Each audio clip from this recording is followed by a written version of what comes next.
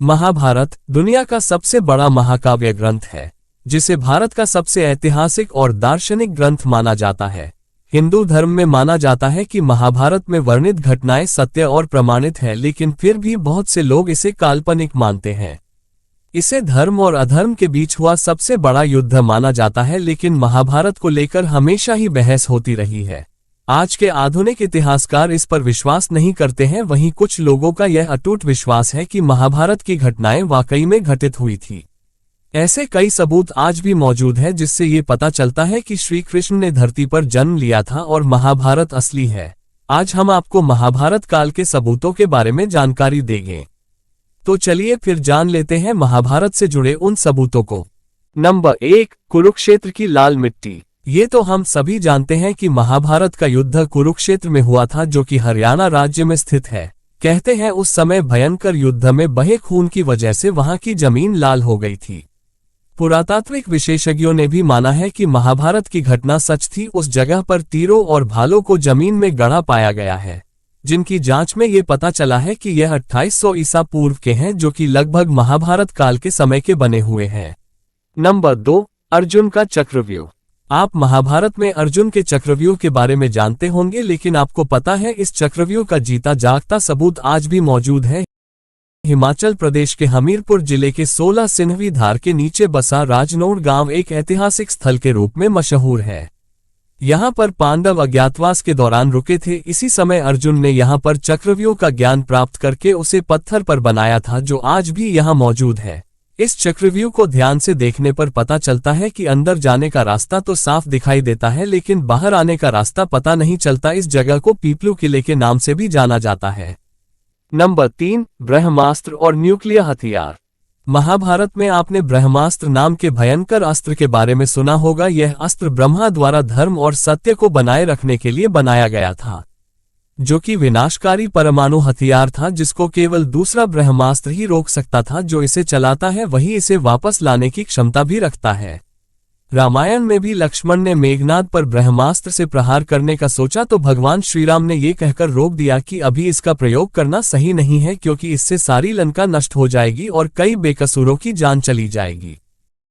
यह अस्त्र पूरी दुनिया को नष्ट करने की ताकत रखता है। अमेरिका ने जे रॉबर्ट ओपेनहाइमर को परमाणु बम बनाने को दिया, फिर इसका परीक्षण किया गया। धमाके का परिणाम बिल्कुल ब्रह्मास्त्र की तरह था। इसके बाद वैज्ञानिकों ने भी माना इस तरह का शस्त्र महाभारत में इस्तेमाल किया गया था। नंबर 4, श्री कृष्ण की द्वारका नगरी। भगवान श्री कृष्ण को द्वारका का राजा कहा जाता है और महाभारत में इस बात की जानकारी मिलती है यह नगरी जल में डूब गई थी, यानी कि पूरा नगर ही पानी में समा गया था। आपको जानकर आश्चर्य होगा, पुरातत्व विभाग को गुजरात के पास समुद्र के नीचे एक पुराना शहर मिला है और इसके सबूतों से यह पता चलता है कि यही द्वारका नगरी है, जिसका वर्णन महाभारत में किया गया है। नंबर 5, केदारनाथ का पशुपतिनाथ मंदिर। पौराणिक कथा के अनुसार जब महाभारत के युद्ध में पांडवों द्वारा अपने रिश्तेदारों का खून बहाया गया, तो भगवान शिव उनसे अत्यंत क्रोधित हो गए थे। फिर श्री कृष्ण के कहने पर सभी पांडव माफी मांगने के लिए निकल पड़े। गुप्तकाशी में पांडवों को देखकर भगवान शिव वहां से अदृश्य होकर अन्य स्थान पर चले गए। इस स्थान को केदारनाथ के नाम से जाना जाता है। फिर पांडव केदारनाथ भी पहुंच गए, लेकिन भगवान शिव उनके आने से पहले ही भैंस का रूप लेकर वहां उपस्थित भैंसों के झुंड में शामिल हो गए। पांडवों ने भगवान शिव की पहचान तो कर ली, लेकिन भगवान शिव भैंस के रूप में ही जमीन में समाने लगे। तभी भीम ने अपने बल से भैंस रूपी शिव जी को धरती में समाने से रोक दिया। फिर भगवान शिव अपने असल रूप में आ गए और उन्होंने पांडवों को क्षमा कर दिया। भगवान शिव का मुंह तो बाहर था, लेकिन उनका शरीर केदारनाथ पहुंच गया था। फिर जहां उनका शरीर पहुंचा वह स्थान केदारनाथ और उनके मुंह वाला स्थान पशुपतिनाथ के नाम से जाना जाता है। ये दोनों मंदिर आज भी मौजूद हैं। इसका मतलब महाभारत का युद्ध भी हुआ था। नंबर 6, लाक्षागृह। महाभारत काल में लाक्षागृह की भूमिका भी महत्वपूर्ण मानी जाती है। कौरवों ने पांडवों को जलाने की साजिश के लिए लाक्षागृह का निर्माण करवाया था, लेकिन पांडव सुरंग से निकलकर बाहर आ गए थे। कहा जाता है आज भी यह सुरंग उत्तर प्रदेश के बरनावा नामक स्थान पर मौजूद है। नंबर 7, महारथी कर्ण का अंगराज्य। कुंती के सबसे बड़े पुत्र दानवीर कर्ण अंग देश के राजा थे, जो उन्हें दुर्योधन ने उपहार में भेंट किया था।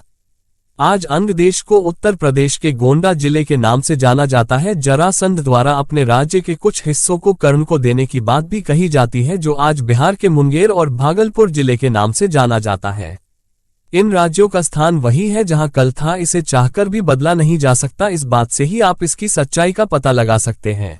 नंबर 8, श्रीमद् भागवत गीता। जिन्होंने भागवत गीता पढ़ी होगी वो ये भी जानते होंगे, इसमें ज्यादातर श्लोक 2 लाइनों में लिखे गए हैं। आप किसी भी श्लोक को पढ़े और समझे तो वो कम शब्दों में बहुत अधिक बात कह देते हैं, जैसे गागर में सागर। गीता में जो बातें लिखी है वो किसी सामान्य व्यक्ति द्वारा नहीं बताई जा सकती हैं। भले ही मानव सभ्यता का काफी विकास हो गया हो, लेकिन आज भी गीता में वो ज्ञान है जो अकल्पनीय है, जिसे सामान्य व्यक्ति सोच भी नहीं सकता, जिसे सिर्फ भगवान ही बता सकते हैं। ये सबूत है कि भगवान श्री कृष्ण थे जिन्होंने गीता का ज्ञान अर्जुन को दिया था। अगर अर्जुन थे तो पांडव भी थे, इसका मतलब महाभारत भी हुआ था। नंबर 9, घटोत्कच का कंकाल। कुरुक्षेत्र के पास ही भारतीय पुरातत्व विभाग को खुदाई के समय बेहद ही विशाल आदमी का कंकाल मिला था, जिसको देखकर यह पता चलता था कि यह कंकाल किसी साधारण मनुष्य का नहीं है। तभी यह बात उठने लगी है कि यह कंकाल घटोत्कच का है। महाभारत काल के घटोत्कच के बारे में तो आप सभी जानते होंगे। जब भीम और हिडिंबा का पुत्र घटोत्कच महाभारत के युद्ध में लड़ाई करने आया था, तब कर्ण ने अपनी शक्ति से उसको मार दिया था। महाभारत के महाकाव्य में दिया गया घटोत्कच का वर्णन भी इसी कंकाल के समान है। नंबर 10, अश्वत्थामा। अश्वत्थामा महाभारत की उन सबूतों में से एक है जो इसके साथ सोने का वास्तविक सबूत है। द्रोणाचार्य का पुत्र अश्वत्थामा अत्यधिक बुद्धिमान और प्रभावशाली था। बचपन से ही अश्वत्थामा के माथे पर एक मणि था, जिस कारण उसे कोई हरा नहीं पाता था। इतिहास में कई बार लोगों ने अश्वत्थामा को देखे जाने की बात कही है। इतिहास में तो ये भी लिखा है कि अश्वत्थामा ने ही पृथ्वीराज चौहान को उनका शब्द वैदिक बाण चलाना सिखाया था। आज भी भगवान शिव का एक ऐसा मंदिर है जहां अश्वत्थामा रोज सुबह आकर जल और फूल चढ़ाते हैं। अगर आज की यह वीडियो आपको पसंद आई हो तो इसे लाइक करने के साथ साथ अपने दोस्तों और रिश्तेदारों के साथ शेयर जरूर करें। साथ ही चैनल को सब्सक्राइब करके बेल आइकॉन दबा दें। अभी के लिए हमें दीजिए इजाजत। आपसे मुलाकात होगी अगले वीडियो में। धन्यवाद।